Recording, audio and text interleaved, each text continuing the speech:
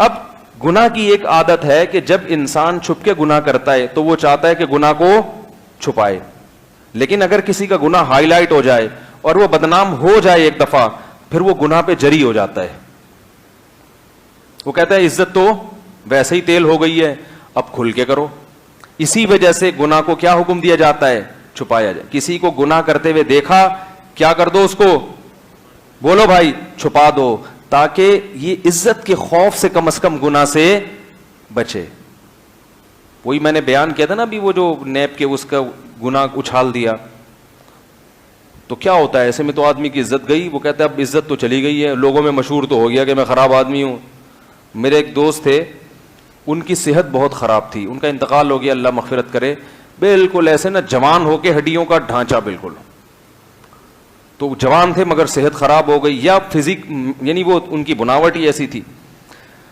تو وہ 2-3 دفعہ ڈاکٹروں کے پاس گئے کہ بھائی میں چاہتا ہوں میرے گال بھر جائیں. تو ڈاکٹر نے ان کے چہرے کو دیکھ کے کہا کہ نشہ تو نہیں کرتے، ہیروئن تو نہیں پیتے. یہ خاندانی آدمی تھا، عزت دار، اس کو یہ بات بہت بری لگتی تھی. اس نے کہا اللہ کی قسم ہم خاندانی لوگ ہیں، ہیروئن چی نہیں ہے. نمازی آدمی بھی تھا وہ. اب صحت بن نہیں رہی، واللہ عالم. ایک دفعہ گھر سے تانا ملا باپ یا بھائی کی طرف سے کہ یار تو کہیں ہیروئن تو نہیں پیتا، کیونکہ سارے بھائی صحت مند ہیں. اس کی جو ہے نا چہرہ بالکل دھستا جا رہا تھا اندر، جیسے ہیروئنچوں کا ہوتا ہے. تو گھر سے بھی تانا، دوست بھی تانا کہ بیٹا تو چھپ چھپ کے پیتا ہوگا. اس کو ایک دن اتنا غصہ آیا کہ اس نے جا کے ہیروئن پینا شروع کر دی.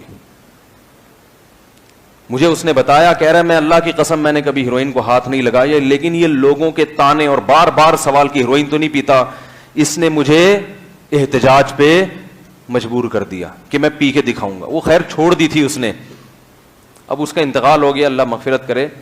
تو یہ کیا ہے کہ گناہ پہ پردہ ڈالنے کا حکم ہے. کسی کی عزت نفس کو مجروح ہونے سے اس کو بھی بچاؤ. اور بعض دفعہ تو گناہ ہوتا نہیں ہے، جھوٹا الزام لگ رہا ہوتا ہے، تو یہ سب چیزیں اسلام میں کیا ہیں؟ حرام ہے. نبی صلی اللہ علیہ وسلم نے فرمایا، حدیث کا مفہوم ہے کہ اگر کسی سے گناہ ہو جائے اور پھر وہ چھوڑ دے تو کبھی اس کو پرانا گناہ یاد مت دلاؤ، کیونکہ تم اگر ایسا کرو گے تو تم اس کے خلاف شیطان کی مدد کر رہے ہو، کیونکہ شیطان دوبارہ اس کو اسی لائن پہ لانا چاہتا ہے. اگر تم نے اسے تانا دیا کہ یہ ایسا تھا یہ ایسا تھا، تو شیطان کو اس کو اور غلط راستے پہ چلانے کا موقع، بولو نا بھائی، مل جائے.